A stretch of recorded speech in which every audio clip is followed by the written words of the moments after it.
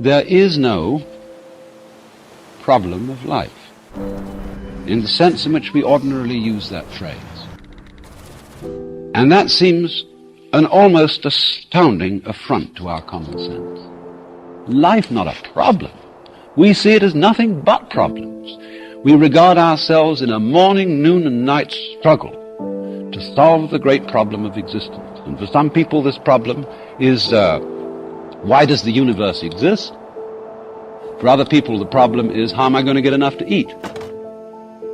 And therefore, when you take it at one extreme or the other, who can say that life is not a problem? And yet here is this audacious suggestion that what we are bothering about is a ghost. It's something that isn't really there. One of the characteristics of neurotic behavior, is it's repetitive.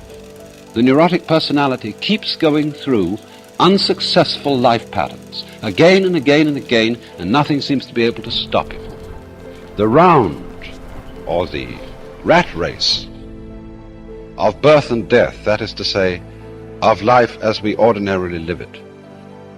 Because it is a round, it is a vicious circle, for the reason that we keep trying to solve problems that are not simply overwhelmingly difficult, but problems that are not problems at all. They only look like problems. And so when we tackle, impossible questions, things go round and round and never come out.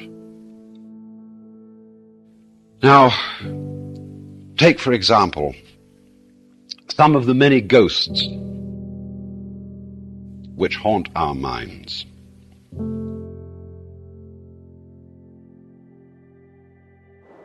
We say, for example, that we all have an instinct to survive. And a lot of people thus treat the problem of life as, how am I to survive? And one might almost be a little cautious about relieving people of this problem, lest they should lose the impetus to go on doing their work. But that also, impetus to go on doing your work, is another ghost. We think we are driven, We think that what we do has these mysterious things behind it. See, it's very important simply to keep your eye on what is being done and to describe that.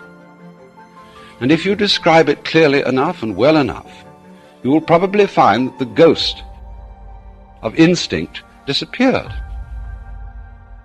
Thus, when we talk about an instinct for survival, what is this saying? What is the evidence for the fact that there is an instinct for survival?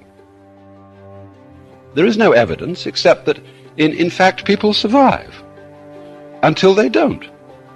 And this is rather odd, because what happens to the instinct for survival when people don't survive? So, in this way, we find that when we try to explain some kind of behavior, some kind of activity, by supposing that there is a motivating force, a sort of incarnate spook behind the whole thing, what has really happened is that we haven't described what's going on sufficiently clearly. Now this comes out in another way.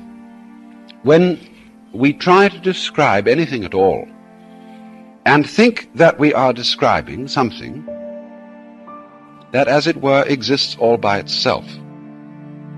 As I've often said, we are so bugged by the notion of stuff, stuff acting, stuff doing things.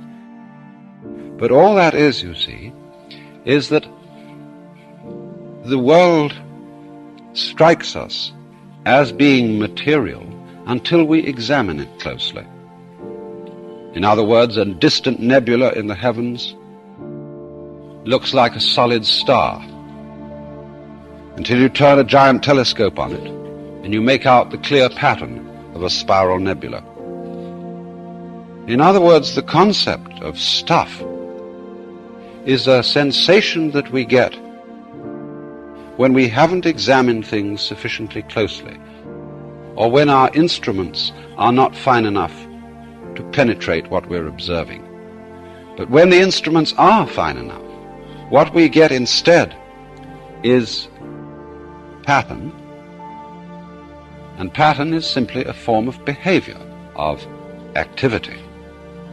Consider this in another way. Let's go back to the human organism and ask the question, well, what about its shape? How is it that a human organism is contained? All the organs are kept in by the skin. Well, we will describe, of course, the structure of skin and how it is that it holds together. But then we'll soon find out that we're also talking about the surrounding air, which impinges upon the human skin with a pressure of about 15 pounds per square inch, so that if it weren't there, we'd explode. Now, so the question arises, what is keeping the organism in shape? And we find out that it is not only what is going on inside the skin that keeps it in shape, but also what's going on outside the skin.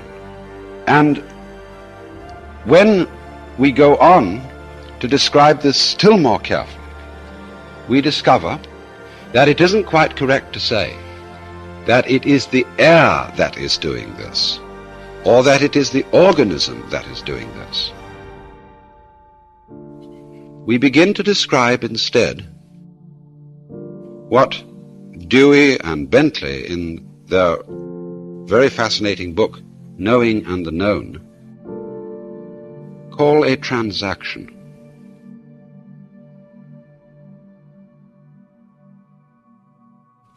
Now, that is to say, a buyer can't buy unless somebody is also selling. You can't know anything unless there's something to know. And this fact, you see, is constantly overlooked, that anything in the world, whether it's inanimate or animate, whatever it may be, is there by virtue of being in a transactional relationship, not with something else, but with everything else. A human being, of course, has ever so many relationships. They're very complicated. A person, say, we call a doctor, is not only related to his actual work of doctoring, but he may be also a father related to a family. He's a citizen related to a community in other ways than as the doctor, and so on and so forth.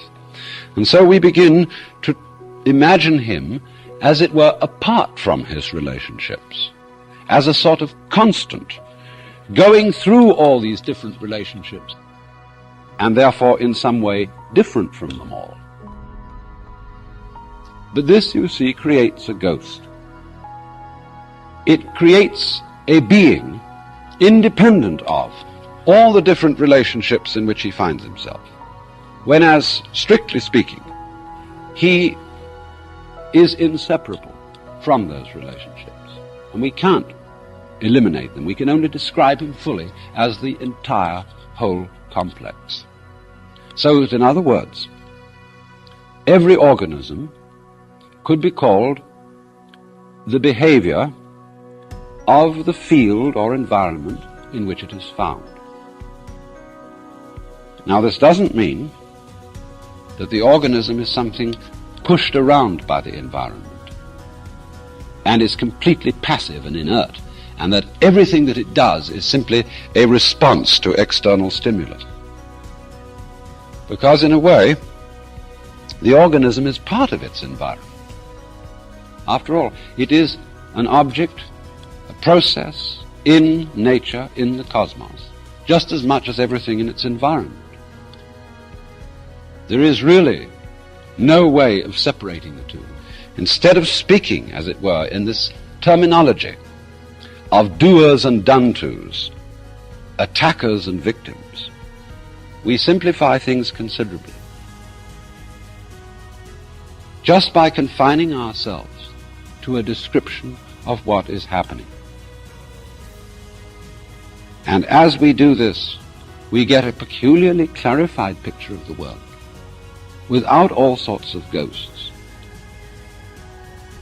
And it is in this way that we also begin to be able to have some preliminary intuition or sensation of the meaning of the fact that life is not a problem. In other words, not a contest between ourselves and our environment. This conception of life turns out to be basically phony.